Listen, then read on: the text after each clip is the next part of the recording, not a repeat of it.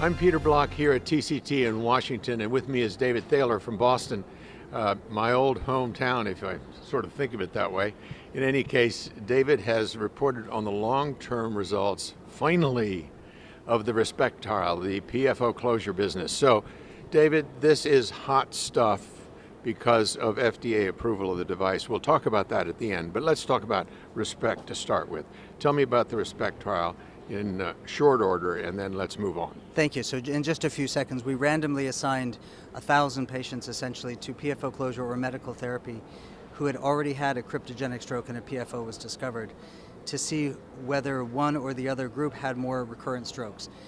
We've reported a couple times before, and the point estimates have always been in favor of PFO closure, but missed statistical significance. The latest data set, which is now a mean of 6 years of follow-up, some patients out to 12 years, have finally shown in the intention to treat population a significant benefit for PFO closure with a relative risk reduction of about 50%. Okay, so the intention to treat group is always a tough group because somebody may back out at the last minute and then have a stroke and they end up on the wrong side of the box, if you will. But the bottom line is this took a long time, didn't it? It took a long time, partly because of the environment that we operated in early on when the HDE was available, and so patients were getting closed off label, well, within the HDE. When the HDE was withdrawn in 2006, recruitment doubled per year from about 70 to about 150 per year. So I think there was an impact of the environment, which made it hard. It's also a young, mobile population, and they don't want to get stuck into a clinical trial that's going to go on for years.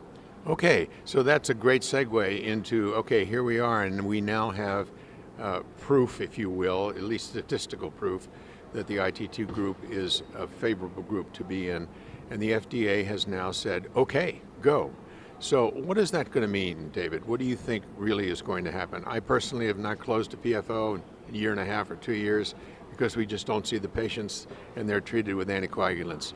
What's going to happen? Well, they're definitely out there, and I don't know that anticoagulants are better than antiplatelets, just as an aside. I think going forward, some people have been reluctant, and more in the neurology community than cardiology, because of the data. The data have been what the data have been, and there were not significant data.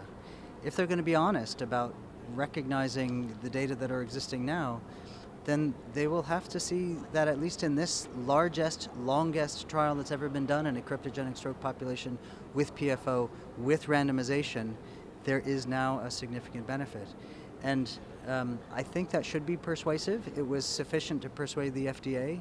We now have a PFO-specific device, so there's no off-label use of non-PFO devices, which I think is also to the patient's benefit. This is the device that's now been studied in this structure, and I think that's important.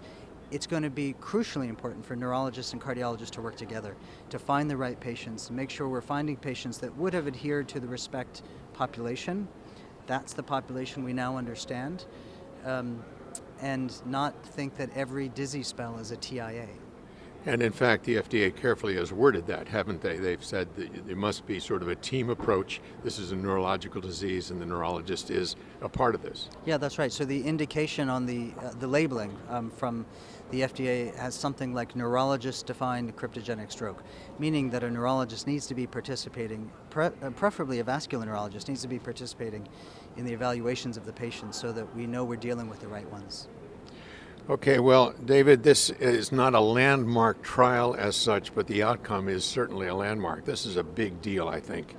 And now we have proof that, or at least statistical proof, that PFO closure is an appropriate thing to do in a young patient. Going forward, a lot of questions still out there, device-related questions, questions of what about the NOACs versus antiplatelet agents, another issue. Do you think all of those will be studied? Absolutely. There's one trial that's finishing up soon in Europe, which is comparing 3 groups, PFO closure versus a NOAC versus aspirin.